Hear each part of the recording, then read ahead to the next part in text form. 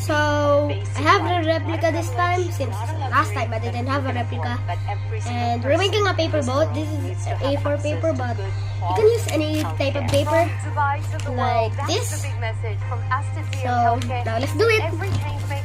So let's make the boat that I made earlier that I showed. So, do like this. Fold it into half, like this. Just glue again.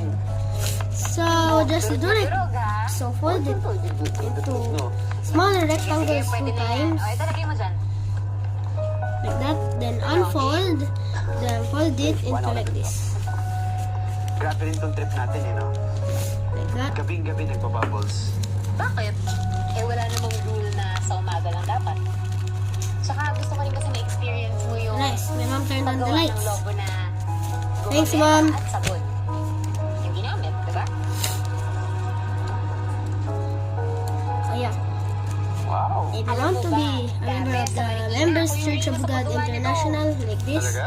like me, the YouTuber that's making this, or the channels that, or the videos on this channel, Yan na yung reyna ng paggagawa ng bubbles?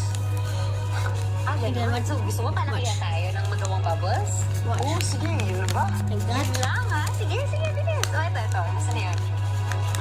Sige. Okay. Saglit. Ibumpisa pa lang eh. Kaya mo ba talaga? Ikaw, This, alam mo, madaya kasi mas maganda yung pampalogo mo eh. O, sige, palit tayo. O sige, dito. Hindi ko nga po alam eh. Nahanap ko nga rin po kaganini. Hindi ko nga po alam. O. Alam mo, halika. Turuan kita. Ito I ang don't want to go flat, but if you want to fix it, just masyadong do like mabilis. this. Kita mo, yan. Hindi pa niyan sa gitna. Dapat Force it. dahan-dahan para sigurado. Huwag ka masyadong magmamadali. Like Kita mo that. yan, ha? And there, you have yourself paper boat. Like, subscribe, and share. Oh yeah, I have to show you something. Just kidding.